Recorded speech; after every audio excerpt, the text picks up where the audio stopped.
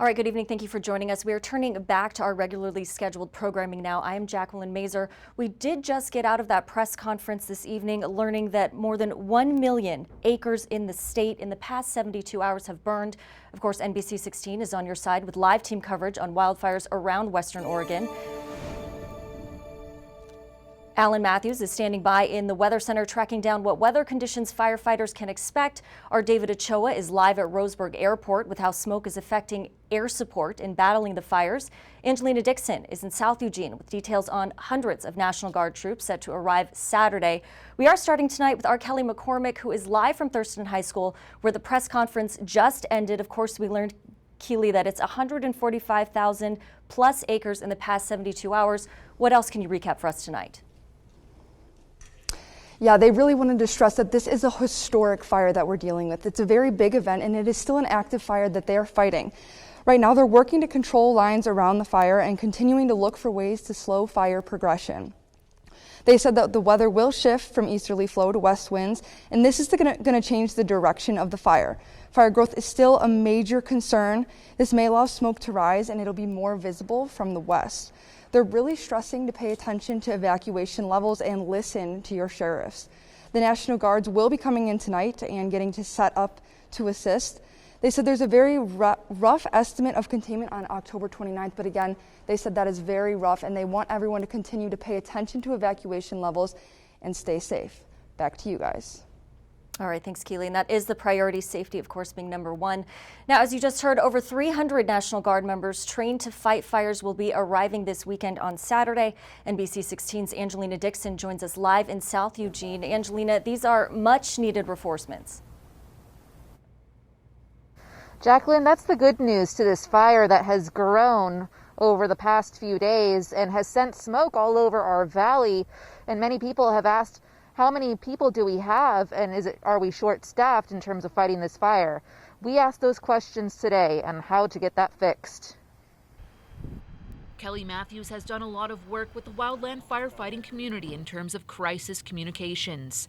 She says the resources for fighting fires has been low, especially when huge devastating fires rip through the Pacific Northwest. In the Northwest, the resources are split between two different types. So when we think of wildland firefighters, we tend to think of Forest Service or Department of Forestry firefighters, which are a large number of the resources that are dispatched out to wildland fires.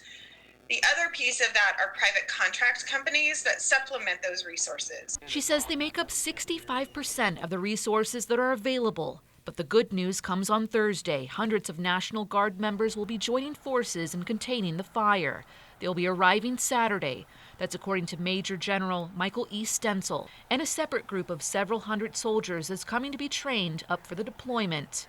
And more independent sources may be coming soon. I think they're going to need everything they can get. I think they have, because of the volume of fires, the multiple amounts of fires in multiple different states occurring right now, that resources, not only agency but private industry, are being utilized to their maximum capacity. Despite being relatively late in the Oregon fire season, Miley says independent firefighters are being trained right now and will be deployed to the Holiday Farm fire afterwards.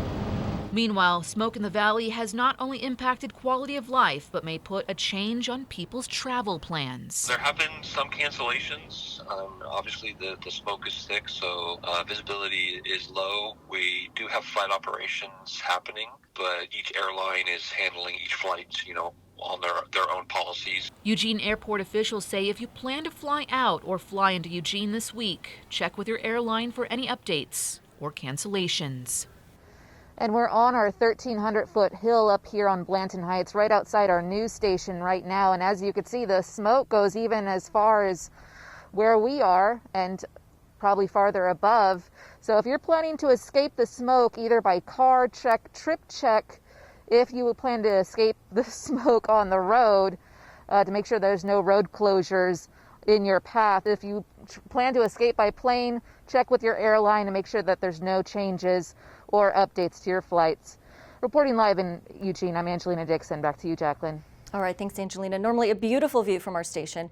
Taking a look at this map now, these are the evacuation orders in Lane County. All the red areas means a level 3 evacuation notice, which means go now. Do not take time to gather anything, just get out. The yellow is a level 2 evacuation notice. That means be set and prepared to leave at any moment. Level 1 in green means be ready to leave. Pack up your valuables, including any important documents. Meanwhile, in Douglas County, the Archie Creek fire northeast of Roseburg continues to spread with those hot and dry conditions. The fire is now 107,000 acres and still 0% contained. Firefighters continue to do point protection, and they're also working with local logging crews to create control lines. Meanwhile, the French Creek fire, which is to the north, is still burning but has not yet merged with Archie Creek. Now, as the Archie Creek fire continues to burn its way through Douglas County, some people are wondering about why there is no air support. NBC 16's David Ochoa joins us live at the Roseburg Airport tonight with hopefully some answers for us. David. Jacqueline, if you were to step outside your house here in Douglas County right now, you probably wouldn't be able to see to the end of your street. That lack of visibility is what's grounding helicopters and air takers as firefighters battle the Archie Creek fire. It's scary enough to drive a car with low visibility. Now imagine being hundreds of feet in the air with hills all around you while trying to drop fire suppressant on a certain area. That's what firefighting pilots are dealing with in Douglas County. With this thick blanket of smoke that we have right now, it's not safe for aircraft to be flying over these fires. Right now we're down to about a quarter-mile of visibility. DFPA aviation managers say they need about 2 miles of visibility for the fixed-wing aircrafts to fly. Helicopters can deal with a little less, but it's still not safe for them. With no air support, firefighters on the ground are missing some vital help. Aviation assets are a huge part of our operations under normal conditions. Aviation does not put fires out, but they do slow the fire spread and allow the ground resources to extinguish the fire. When we get into these situations, it really hampers our ability on the ground to fight fire. The Archie Creek fire is by far the biggest fire Douglas County has had in recent memory. The 2 largest fires recently were the Douglas Complex fire in 2013 and the Stouts Creek fire in 2015. They burned 48,000 and 28,000 acres respectively over the course of a few weeks. The Archie Creek fire burned nearly 100,000 acres in just over 24 hours. These conditions, between the fuel conditions, the weather we had with the low humidities, the strong winds, we didn't have a chance to do anything in front of this fire because it was moving so quickly. Reed says that they are looking at some favorable weather in the coming days to a week, so they're hoping that they can do some good work on the fire. Reporting live from Roseburg, I'm David Ochoa. Back to you. All right, thanks for that report tonight, David. And in Coos County, the North Bank Lane fire between Coquille and Bandon is about 350 acres and 20% contained. It's near mile marker 8 on North Bank Lane between Highway 101 in Bandon and Highway 42 in Coquille. There are 6 crews, 9 dozers, 9 water tenders, 5 engines, and 11 overhead resources on that fire. The cause is still under investigation tonight. All right, turning now to NBC 16's meteorologist. Non-meteorologist. Are you a meteorologist? I am not a meteorologist. So. Okay, well, one day. All right. Right. Sorry about that, Alan. There's obviously a lot going on. Tell Yes. us, what's the update tonight? Yeah, actually, let's take a look at, first off, we still got that fire weather warning in effect to the south of us, and that including the Roseburg area, but that will only be until 8 o'clock tonight. And a couple of the conditions that we've really been watching the last couple of days, first off, those wind speeds, and take a look at that, because the wind speeds here in Eugene, yeah, they are calm right now. That's some good news as far as the firefighting effort is concerned. Unfortunately, it's going to keep that smoke socked into our area, and then take a look at the humidity levels as well. Definitely higher than what we saw yesterday, and we were about 20% or below that. So there is a little bit more moisture in the air this afternoon, so some good news there. And again, showing you this map in comparison, this is where the Holiday Farm fire is right now, and that is the size. We'll put in green the size of Eugene, and again, like we said earlier, it is now 5 times the area of the city of Eugene. We'll take more look at your weather forecast and how things are going to be changing over the next couple of days a little bit later on. Jacqueline? All right, Alan, thank you so much. Well, here's the latest information on shelters if you need to evacuate. Again, for those evacuating west, the Thurston High School Evacuation Center has moved to Silky Field at Springfield High School. Those evacuating east are encouraged to head toward the Deschutes County Fairgrounds in Redmond. For overnight sheltering, you can get help at the evacuation meeting points, including finding shelter and registering with the American Red Cross. New Hope Baptist Church on Front Street in Creswell is also open 24 hours right now for sheltering. And we do have a number on your screen. Can we go back to that number? Is that possible? 541, thank you, 895-4436. That's for overnight sheltering information. Moving to Lane County to help provide relief from the smoke and heat there, these centers welcome anyone who might not have access to indoor shelter or power right now. In Eugene, the Lane Event Center, Hilliard Community Center, and Peterson Barn are all set up as day-use respite centers. Now, if you are a pet owner, there are places you can take your animals for safety. The Lane County Event Center has space for livestock. Green Hill Humane Society can take on small animals. Oregon Horse Center in Eugene has horse boarding options. Eugene Livestock Auction in Junction City is available to assist with hauling and transporting. Make sure to call those sites beforehand to confirm space and availability. Well, NBC 16 News is on your side, keeping you up to date on fires in western Lane County. Be sure to visit our website, NBC16.com, our Facebook page at KMTR News, or download our app for a complete list of evacuation orders, fire containment levels, air quality, road closures, and of course, more resources. Stay with us. We'll have more information after this break. Alan Matthews with weather.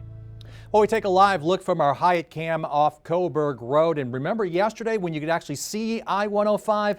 Yeah, that is not the case today, but it actually is there in the background. Now we take a look at our visibility, and again, it is very poor out there. Half a mile in both Eugene and Roseburg, 1.3 miles in Corvallis. A little bit better off the coast, though, as you're seeing a little bit over 2 miles in Newport and North Bend. Now we do have the air quality warning, and we figured this was going to get extended. This has been extended until Monday at noon, and this is covering the entire viewing area. So again, that air quality is very poor, and that is going to carry on into the weekend. In fact, we take a look at your smoke forecast and what we're going to be looking at as we get to the weekend over the next 48 hours or so. And as we put this into motion, yeah, not a lot of movement, maybe a little bit of a clearing on the coast, but you notice that smoke building right back up as we get into Saturday afternoon. So that smoke is going to hang with us for a while. Not a lot to show you with the radar satellite right now. I think really a lot of what's here is just really the smoke, not much in the way of cloud cover. But talking about our next weather maker and what we're going to be looking at over the next couple of days.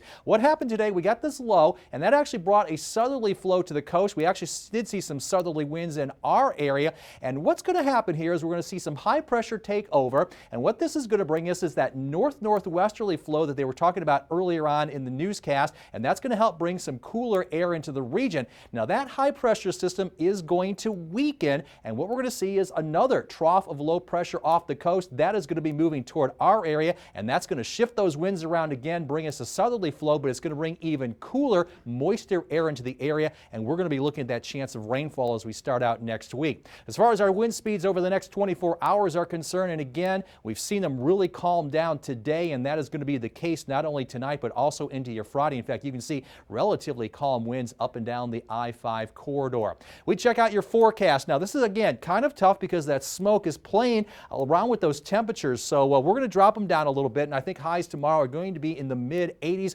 overnight lows upper 40s to low 50s. As far as the Eugene-Springfield area is concerned, the haze is going to continue through the entire weekend. You can see that chance of rain, though, into the forecast. We've bumped up those numbers 40-50% for Monday through Wednesday. For the South Coast, you're going to be looking at temperatures mostly in the upper 60s, maybe some low 70s with overnight lows in the low 50s. Again, the coast also looking for that haze into the weekend, and then a good chance of rainfall for Monday and Tuesday. A little slight, or actually less as we get into Wednesday and Thursday. And then for the Umpqua Valley, I'm bringing those temperatures down again because of the smoke, looking for highs in the mid-80s. That haze also continuing for the Roseburg area for the weekend, and also looking for that chance of rainfall as we get into Monday and Tuesday. And actually it looks like it'll continue into the rest of the week as well. So some good news as far as rainfall is concerned. Unfortunately, it could be some bad news too, because you've got all these areas that had all this burning and excess of rain. That could be bringing some mudslide situations for some of those areas and just pushing more of that debris down into the valleys. I see. Hopefully we do get that rain, though. All right. Thank you, Alan. Yes. And for more information, you can head to NBC16.com. We'll be back after this break. Welcome back. As the holiday farm fire rages on through the Mackenzie River corridor, images from inside the growing blaze are surfacing. NBC 16's Dane Wormlinger joins us live in the studio tonight. Now, Dane, you've been tracking the damage to the communities within the fire zone. That's right, Jacqueline. The damage and destruction is clear, and it's hard to look at. Many homes and businesses have been lost, but through it all, a few landmarks still remain intact, despite rumors otherwise suggesting that they were lost to the fire. Take a look at these images of the Good Pasture Bridge in Vida. This picture taken on September 8th gives us some hope, and this video shot just today confirms that the bridge, built in 1938, is undamaged. And out in Blue River, the United States Basketball Academy suffering little in damage. The world-famous training center was battered with strong winds, causing a tree to fall, which damaged a dormitory building. And Bruce O'Neill, the president of the USBA, says a few smaller fires did break out along the property's edge, but they were quickly put out.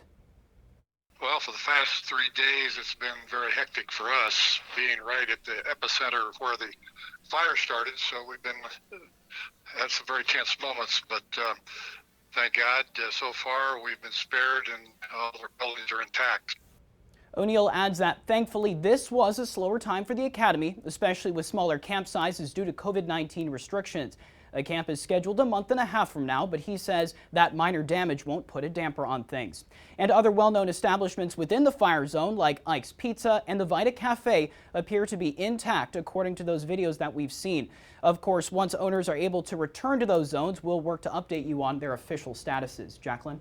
All right, Dane, thank you so much. And ending with some positive news tonight. And of course, thank you for watching us tonight at 5:30. Due to the NFL football game, we will not be broadcast tonight at 6:30. We'll be back on air for our KMTR special report at 8:30 tonight and again at 11 p.m.